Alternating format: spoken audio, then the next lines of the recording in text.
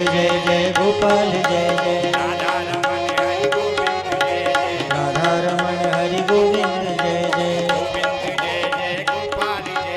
गोविंद बृहति वितिष्ठसा त्वैकं वर्तते तमः चन्द्रमा मनसो जातचक्षुः सूर्यो वजायतो श्रोत्राद्वा मनुष्याणां सर्वं पापं विपोहति मन्त्रपुष्पाञ्जलिः नानासुगन्धिपुष्पाणि यथा कालोद्भवानि च पुष्पाञ्जलिर्मया दत्तो गृहाण परमेश्वरी पुष्पाञ्जलिं समर्पयामि नमस्करोमि व्यापुरपरो हरिः अभाललोचनः शम्भुर् भगवान् वादरायणः नमोऽस्तु ते व्यासविशालबुद्धे फुल्लारविन्दायत पत्रनेत्रो येन ॐ तत्सत् श्रीमते रामचन्द्राय नमः। ॐ नमः परमहंसास्वादित चरणकमलचिन्मकरन्दाय भक्तजनमानसनिवासाय श्रीरामचन्द्राय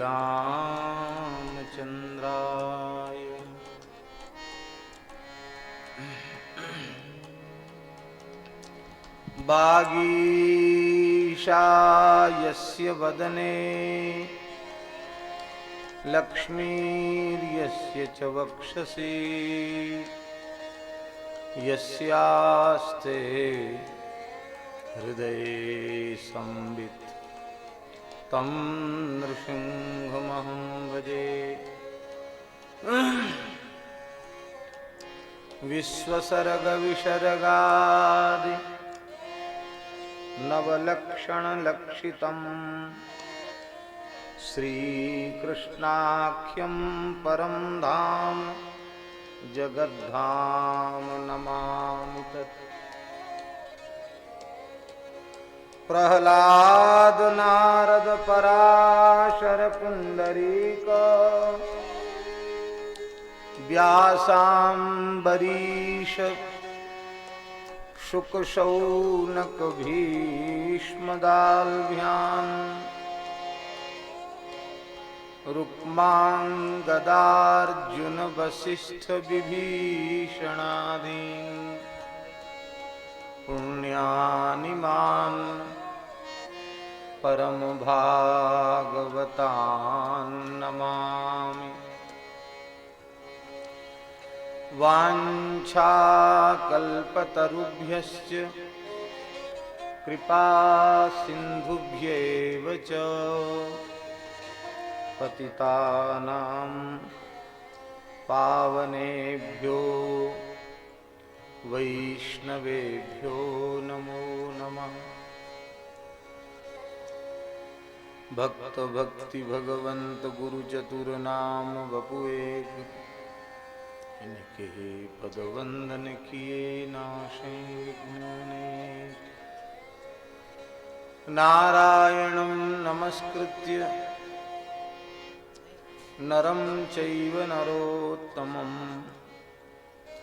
देवीं सरस्वतीं व्यासं ततो जयमुदीरयेत्।